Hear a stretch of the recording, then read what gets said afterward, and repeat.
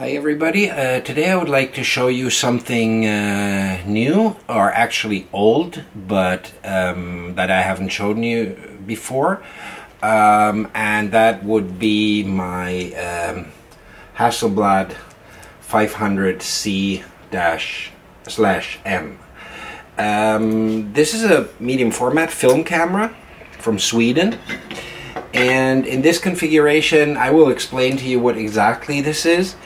Actually, let me go and grab one part that I forgot to bring here, because this camera is kind of modular, and by modular I really mean you can take it apart and, well, field strip it in a way that few other medium format cameras or cameras in general offered. And through that it gives you the opportunity to add some parts that I decided to add, and I will show you what exactly that is. So this is a 6x6 medium format camera, and let me just go ahead and just take it apart for you to see how it exactly works. So this is the lens, and I will first take off the back. This is the film back. This is the film back, and you can have many of those, and if you put the dark slide in, you can really move them and change them in mid film. Then you have the, in this case it's a prism finder, and I will talk about this one later. Then you have the winding knob that you take off here like this, and the lens that you take off like this. So basically what you have is, this is the camera, this is the actual camera, and if you release it, you see that it's not much about it. It's just a box with an opening in the front and an opening in the back. And then you have the lenses, and now I cannot put this lens on because there's this, the shutter is in the lens, and when you connect them you have this little thing in here. I'll try to show it to you.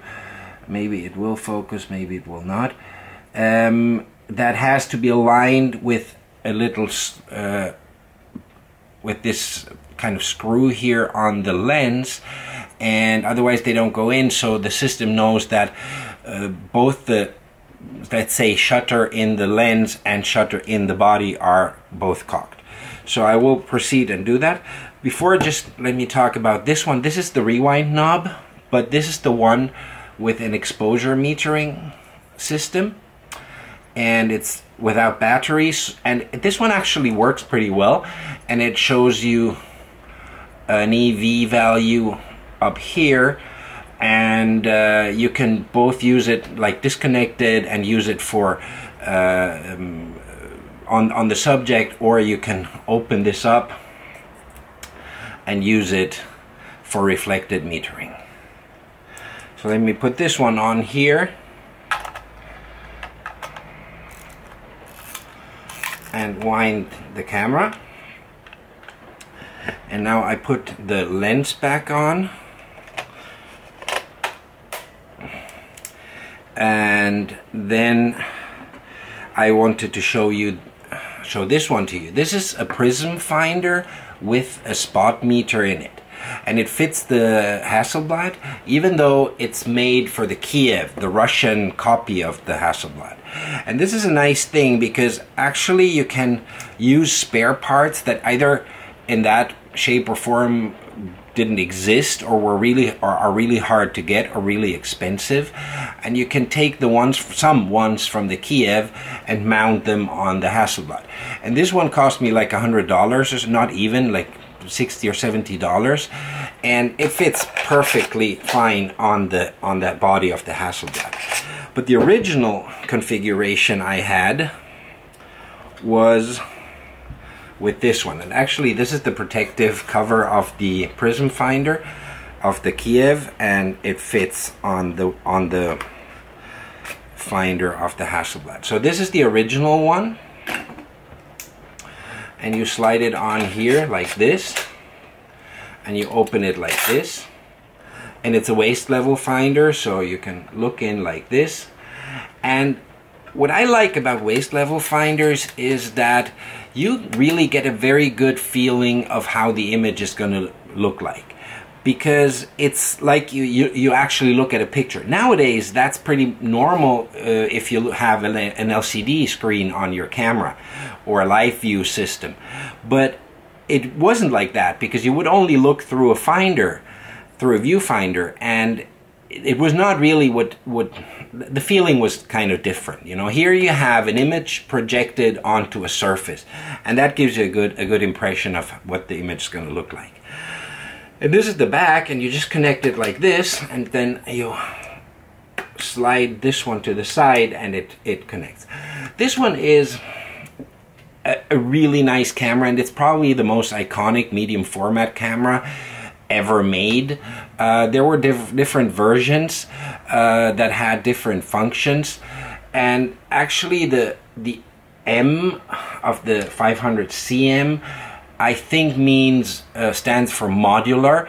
So this one was the one where you could actually change all the bits and pieces, and you could there was another one, I don't think this one can do that, where you could connect a motor drive, an electric motor drive. Honestly, for a camera that will shoot 12 or 24 frames, a motor drive is something that I can very well do without.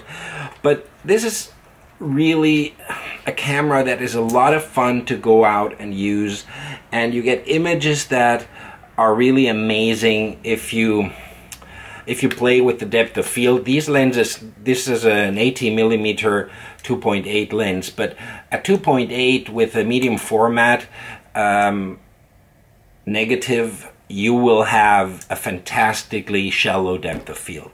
And these lenses, this is a Carl Zeiss lens, they were fantastic, and up to now there are a few lenses that are sharper and better and have a better rendering than these lenses. So if you own one and you want to simplify your light metering, then I really suggest you can get one of these TTL spot metering prisms. This was made in Ukraine, as you can see here. I don't know how easy it is to get them right now. It's solidly built. You know, the parts, the moving parts are not really 100% accurate, it seems, but maybe you want to match it once, like when you start using it, match it to an exposure meter, to a manual exposure meter, even one in your iPhone or a smartphone, and get an idea of how accurate this is, and maybe you may have to adjust it through the ISO settings or ISO settings. And it makes it easier to use, even though shooting with a camera like this really isn't about getting through a film as fast as possible. Every picture you take with this one will be planned and composed in a certain way, so you probably would have enough time to do a manual metering for the picture. However, I really enjoy using this very much.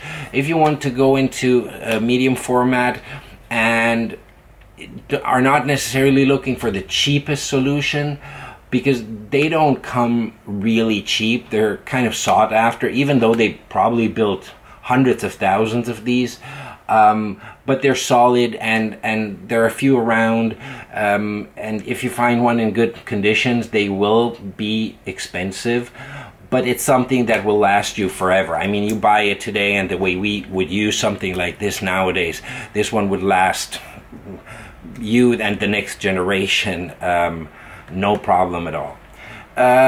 So I hope you enjoyed this really brief overview of this camera. There may be many more things to tell you about this camera, and maybe I will make some videos where I show you, for example, how to how to put a film into the film back, and maybe some other details, or how to use this this prism finder, this metering finder. However, so far this is just a first impression I wanted to give you of this camera, and it's a real beauty to use, and it's a real beauty to own. Thank you very much. Subscribe if you like.